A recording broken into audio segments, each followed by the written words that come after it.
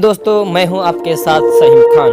तो आइए शुरू करते हैं आज की खबर में रिलीज हो रहे द कश्मीर फाइल्स पर। 11 मार्च 2022 को थिएटर्स में आ रही एक फिल्म नाम है द कश्मीर फाइल्स। ट्रेलर आ चुका है और मेरे हिसाब से ये ट्रेलर नहीं है बल्कि एक थप्पड़ है उन लोगों पर जो आज तक कश्मीरी पंडितों के जेनोसाइड को इग्नोर, उन लोगों पर जिनको इनका दर्द आज तक कभी दिखाई नहीं दिया। ये थप्पड़ है उन लोगों पर भी जो आजादी के नारे तो लगाते हैं लेकिन उनको शायद ये नहीं मालूम है कि उन्हीं के देश में कम्युनिटी की आजादी छीन ली गई और उनके बहरे कानों को वो आज तक सुनाई नहीं दिया। ये थप्पड़ है उस सोच पर जिसको लगता है कि कश्मीर भारत का हिस्सा नहीं है। ये थप्पड़ है उन लोगों पर जिनको इंडियन आर्मी अत्याचारी नजर आती है। ये थप्पड़ है उन लोगों पर भी जिनको ये लगता है कि अगर उन पर अत्याचार हुए हैं तो उनका हक है हथियार उठाना और हिंसा का रास्ता अपनाना।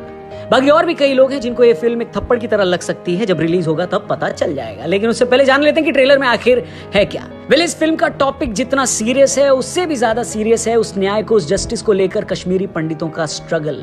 जहां देश भर में आज स्कूल्स में क्या पहनकर जाएं और क्या न पहनकर जाएं इस पर बवाल कटा हुआ है, वहीं कश्मीर में कश्मीरी पंडितों को उनके घर से ही निकाल दिया गया था, जमीन हड़प ली गई थी, उनकी प्रॉपर्टीज पर कब्जा कर लिया गया है। यानी इतने अत्याचार हुए कि अगर भगवान सुनने बैठेगा तो आसमान फट जाएगा और हम सब उसमें समा जाएंगे। लेकिन जहां तक ट्रेलर की बात है, देखकर तो यही लगता है कि इनमें उन सारे टॉपिक्स को कवर किया गया है। जैसे दर्शन कुमार के जरिए उस जनरेशन के डिलेमा को भी दिखाया गया है जिसने कश्मीर में हुए नरसंहार को कभी न देखा न महसूस किया। मीडिया नैरेटिव ही उनका नैरेटिव बनकर रह जाता है। इसमें उस प्रोफेसर के कैरेक्टर को भी दिखाया गया है और जो कह रही हैं वो आप ऑलरेडी कई बार सुन चुके हैं। अनुपम खेर के कैरेक्टर के जरिए उस टाइम के, उस समय के वायलेंस को भी दिखाने की कोशिश की गई है। कुल मिलाकर ये समझ सकते हैं कि इस देश में ऐसे डायरेक्टर्स हैं जो ऐसे टॉपिक्स को सिर्फ टच नहीं करते बल्कि उसको वैसे दिखाने की कोशिश करते हैं, हिम्मत दिखाते हैं जैसा वो टॉपिक डिजर्व करता है। वरना कई सारे लोगों ने पॉलिटिकली करेक्ट चीजें कहने की आज तक बहुत कोशिश करी है, लेकिन ये ट्रेलर ऐसा कुछ भी करने की कोशिश नहीं करता और उन सारी चीजों को उन सबके नजरिए से दिखाने की कोशिश करता है। एक लाइन में जब अनुपम खेर साहब ये बोलते हैं कि तुम जानते ही क्या हो कश्मीर के बारे में, तब ये सिर्फ एक डायलॉग भर नहीं है बल्कि उस दर्द को बताता है जो आजाद देश के अंदर ही जी रही एक कम्युनिटी